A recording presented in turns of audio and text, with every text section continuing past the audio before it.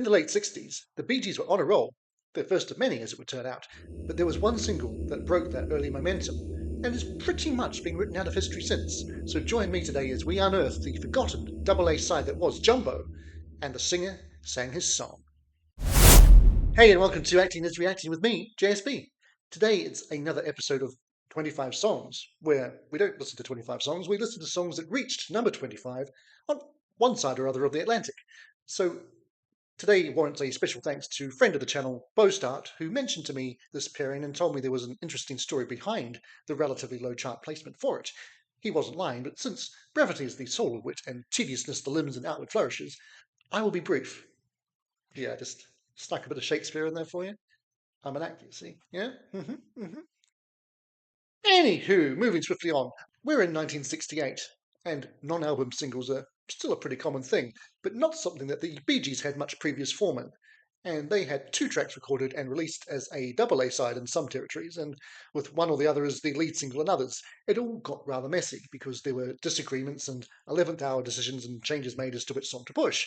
So, as a result, neither of them really got out alive, so to speak, and the single stalled at number 25 in the UK and a very lowly 57 in the States. Now, the songs weren't subsequently released on an album, not even the following year's Best of the Bee Gees, which seemed a likely place for them to turn up, you would have thought.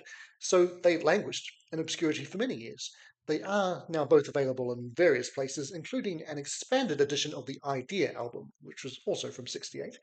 So that's where I'm going to be pulling these tracks from, for indeed I will be listening to both. So we'll start with Jumbo, which was the eventual sort of official lead track in the US and UK, and Barry had this to say about that decision, and I quote, "We've been attacked for apparently never changing our style. Our single was going to be The Singer-Sanger's Song as the A-side, but we heeded the criticism. We switched to Jumbo, which is a distinct change of direction for us. A simple sort of idea, every kid has an imaginary pet animal, but scored differently.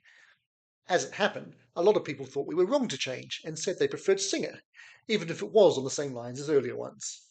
Ah, yes, the old damned if you do, damned if you don't scenario, basically. Okay, so this is about a kid's imaginary pet, so it could either be great or awful. So let's find out what we think. And here, Jumbo. Now.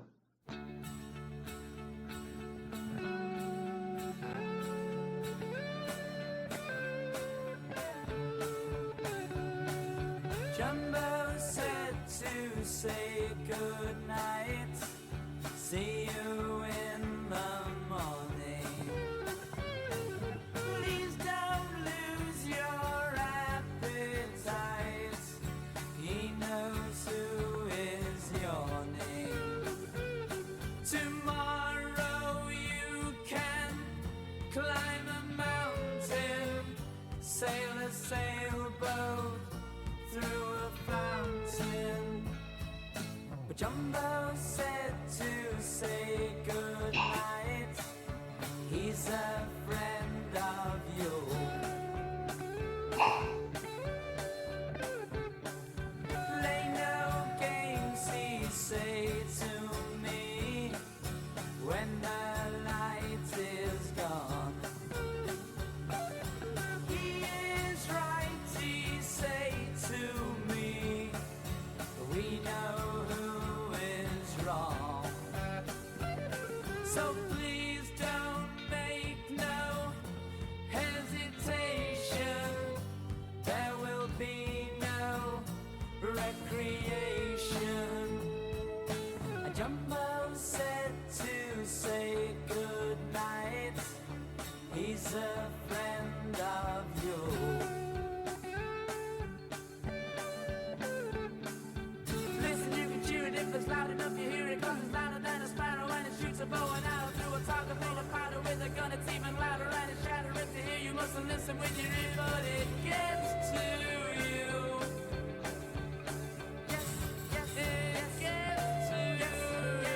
Yes, yes, yes, yes, yes. Interesting. Alrighty, that was Jumbo. And yeah, very different from what you'd expect from the Bee Gees, but a good song and really distinctive guitar. I know that was Vince on guitar, and one of the reasons that the song got pushed just because he was keen on it for that reason. It kind of reminded me in some ways of King Midas in Reverse from the Hollies, which was another slightly out there single that didn't quite uh, reach the mass success that they had hoped for. A bit more psychedelic. Yeah, I can kind of see why this didn't land, notwithstanding the fact that there was confusion about which song anybody was supposed to be pushing in the first place. But I enjoyed it, and yeah, well, I'm intrigued to hear what might have been on the other side. So let's flip the 45 over and have a listen to the singer sang his song.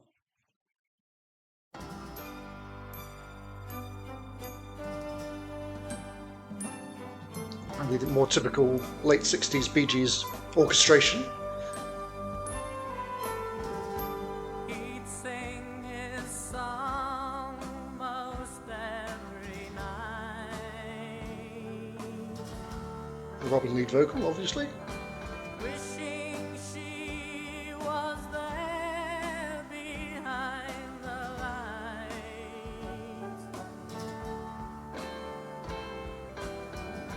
The people danced and sang along on the cardboard stage. He never sang it wrong,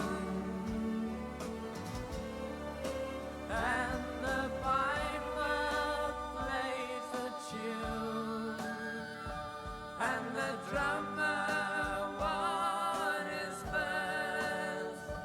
But the song that the singer sang was for her.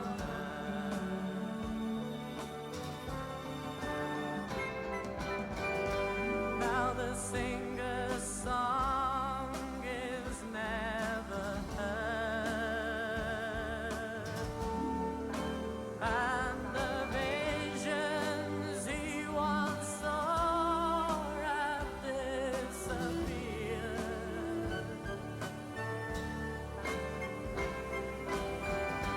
Now they never dance or sing along, but on the cardboard stage he never sang it wrong, and the piper plays the tune, and the drummer won his first. But the song that the singer sang was for her.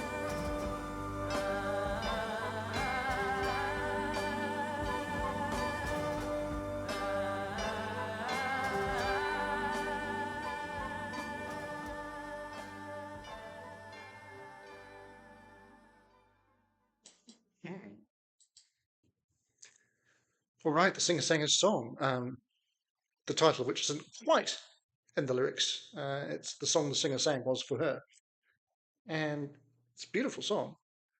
I'm not sure that that would have been a smash either, which is maybe why they did change it round. I think if that had been a more obvious,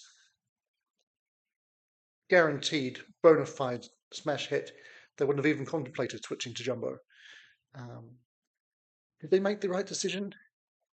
Hard to say, but I'm going to say yes. It's good to try things that are a bit left of field, off centre. I don't know what I'm saying.